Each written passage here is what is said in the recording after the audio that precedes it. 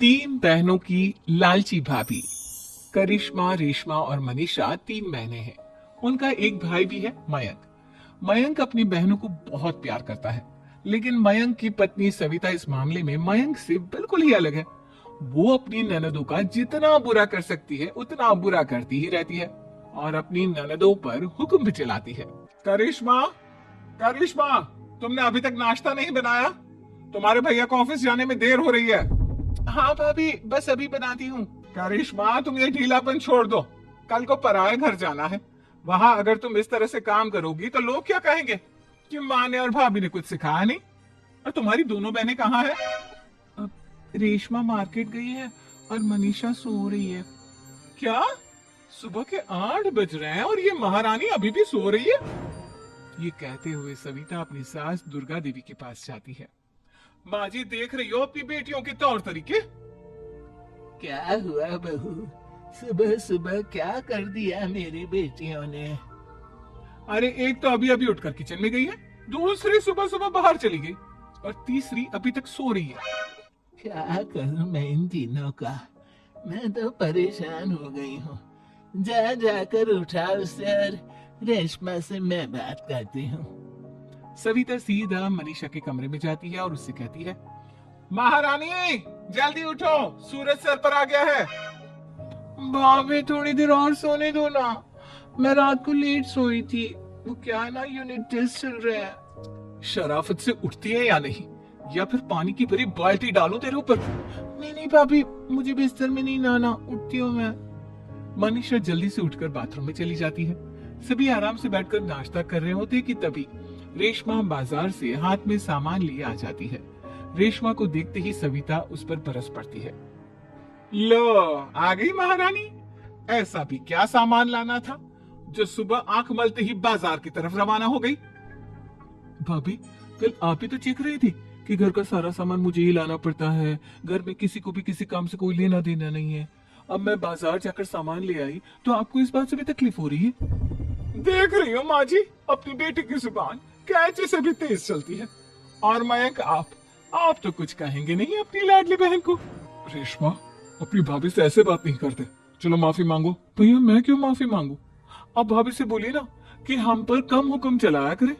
हम इस घर की बेटियां हैं और आपकी पत्नी की ननद है, नौकरानी नहीं। लो, कर लो बात। इनकी भलाई के लिए कुछ भी बोलो तो इन्हें बुरा लग जाता है। इस घर में यही इज्जत है मेरी। देख लो माँ जी, आपकी बेटी किस लहजे में मुझसे बात कर रही है। सविता वहां से चली जाती है। मयंक को बहुत गुस्सा आता है, वो भी वहां से चला जाता है। फिर करिश्मा रेशमा को समझाती है, रेशमा, तुम्हें भाभी से माफी मांग लेनी चाहिए थी ना। लेकिन दीदी, मैंने कुछ किया ही नहीं, तो मैं माफी क्यों मांगू? हाँ करिश्मा दीदी, रेशमा दीदी जैसे ही घर में आई भाभी ही उन पर चिल्ला रही थी। हाँ, मैं मानती हूँ कि गलती भाभी की थी। मैं तो इसलिए बोल रही हूँ कि भाभी ने माँ को तो पूरी तरह अपने वश में कर लिया है। वो हमारी बात सुनती ही नहीं। मयंक भैया हमारे लिए हमेशा खड़े रहते हैं, इसलिए उनकी बात का मान तो तुम्हें रखना चाहिए था ना। कोई फायदा नहीं दीदी, कुछ दिनों की बात और है, भाभी उन्हें भी हमारे खिलाफ भड़का देंगे। फिर वो भी माँ की तरह हमारी किसी बात का विश्वास नहीं करेंगे। इसी तरह सविता अपनी तीनों ननदों को किसी न किसी बात पर परेशान करती रहती थी। एक दिन मयंक अपनी तीनों बहनों के लिए गिफ्ट लाया। क्या रेशमा, ये तुम्हारे लिए हार का सेट। रेशमा, तुम्हारे लिए सुंदर सी ड्रेस। और मनीषा, तुम्हें किताबें पसंद है ना, तुम्हारे लिए किताबें लाया हूँ। थैंक यू भैया। थैंक यू भैया। थैंक यू भैया। करिश्मा, तुम्हारा नेकलेस कितना सुंदर है, ये भैया कहाँ से ले आए होंगे? मैंने भैया को 3 दिन पहले फोन पर ये डिजाइन दिखाया था और आज भैया ये ले आए। सविता तो अपनी ननदों के गिफ्ट्स देखकर जल गई और करिश्मा का नेकलेस तो उसे भी बहुत पसंद आया था। अपनी बहनों के लिए कितना अच्छा नेकलेस लेकर आए हैं, मुझे कभी कोई गिफ्ट नहीं दिया। मैं आज ही ये हार चुरा लूंगी। रात में सविता करिश्मा का हार चुरा लेती है और इसी तरह उसे अपनी ननदों की जो भी चीज अच्छी लगती वो उसे मांगती नहीं, बल्कि रात के अंधेरे में चुरा लेती। इसी तरह दिन बीतते गए और सविता ने मयंक के दिल में भी उसकी बहनों के लिए नफरत पैदा कर दी। एक दिन मयंक ने करिश्मा और रेशमा के लिए रिश्ता देखा और ये बात उसने घर में सबको बताई। माँ, करिश्मा और रेशमा के लिए बहुत अच्छा रिश्ता आया है, वो लोग कल इन्हें देखने आ रहे हैं। आप और सविता मिलकर सारी तैयारी कर लेना। ये सुनकर करिश्मा और रेशमा खुश हो जाती है, लेकिन सविता सोचती है, अगर इन दोनों बहनों की शादी हो गई तो घर और बाहर का काम कौन करेगा? मनीषा तो एक नंबर की कामचोर है, उससे तो किसी बात की उम्मीद लगाना ही बेकार है। मुझे इस शादी को रोकना होगा। अगले दिन सभी लड़के वालों के स्वागत की तैयारी करने में लगे होते हैं। तभी मयंक अपनी बहनों से आकर कहता है, तैयार हो गई तुम दोनों? देखो दोनों लड़के बहुत अच्छे हैं, मैं कोई कसर नहीं छोड़ना चाहता, इसलिए तुम उनके सामने अच्छे से बिहेव करना और अपनी भाभी से लड़ने मत लग जाना। करिश्मा, तुम वो नेकलेस पहन लो ना जो मैं तुम्हारे लिए लाया था। भैया मैं बहुत देर से वो नेकलेस ढूंढ रही हूँ लेकिन मुझे मिल ही नहीं रहा। क्या तुमने नेकलेस खो दिया? तुम्हें पता भी है वो कितना महंगा था? तुम कोई काम ढंग से नहीं कर सकती। मयंक गुस्से में वहां से चला जाता है। थोड़ी देर बाद लड़के वाले भी आ जाते हैं। वो दोनों बहनों को पसंद कर लेते हैं और रिश्ता पक्का हो जाता है। लेकिन सविता के दिमाग में तो कुछ और ही खिचड़ी पक रही थी। वो पंडित जी के पास करिश्मा की कुंडली लेकर जाती है और उन्हें पैसे देकर करिश्मा की कुंडली बदलवा देती है। जब लड़के वालों के पास करिश्मा की कुंडली जाती है तो वो दुर्गा को फोन करते हैं। बहन जी, हमने करिश्मा की कुंडली अपने पंडित जी को दिखाई थी। आपकी बेटी की कुंडली नहीं बल्कि दोषों का पिटारा है। देखिए, मैं और मेरे पति इन सब बातों में बहुत विश्वास करते हैं, इसलिए हम आपकी बेटी से अपने बेटे की शादी नहीं करा सकते। इस तरह करिश्मा का रिश्ता टूट जाता है और सभी घर वालों को बहुत दुख होता है।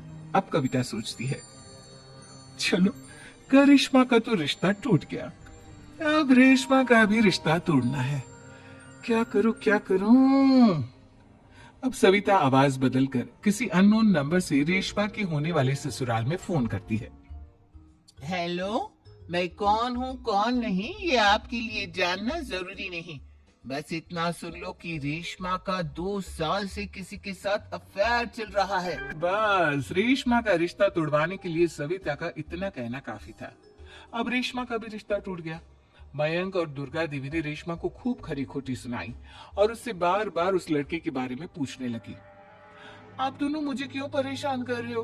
अरे कोई लड़का होगा मेरी लाइफ में तो मैं बताऊंगी ना, जब कोई है ही नहीं तो कहाँ से लाऊं मैं कोई लड़का? तो तेरे होने वाले ससुराल वालों को फोन किसने किया था? माँ मैं नहीं जानती किसने फोन किया था, मैं सच कह रही हूँ। मैं तो पहले ही कह रही थी इसकी लगाम खींच कर रखो, लेकिन मेरी सुनता ही कौन है। आप चुप रहिए भाभी, ये सब आपका ही किया धरा है।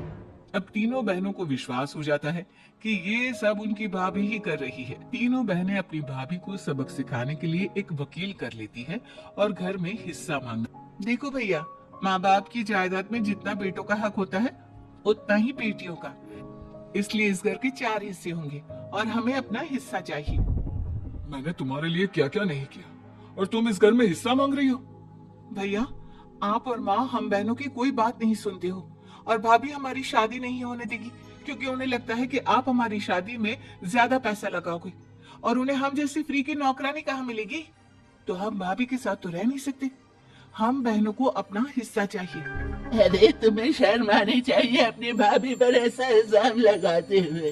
वो तुम्हारे बारे में कितना सोचती है। हाँ माँ, भाभी हमारे बारे में बहुत सोचती है। दिन रात बस यही सोचती रहती है कि किस तरह से अपनी तीनों ननदों को परेशान करूं और कभी मुझे पढ़ने भी नहीं देती। दोनों बहनों का रिश्ता भी तो इन्होंने ही तोड़वाया है और रात में हमारे कमरे में आकर हमारी चीजें भी चुराती है। इसी तरह सविता की तीनों ननदें अपनी बात पर अड़ी रही। अब कोर्ट में तारीख भी शुरू हो गई। जब सविता को लगा कि उसकी तीनों ननद इतनी आसानी से नहीं मानने वाली, तो उसने अपने पति और सास को सारी सच्चाई बता दी और अपनी तीनों ननद से माफी मांगी। मयंक और दुर्गा को भी अपनी गलती का एहसास हो गया। अब सविता खुद करिश्मा और रेशमा के लिए अच्छा रिश्ता ढूंढती है और उनकी शादी करवाती है।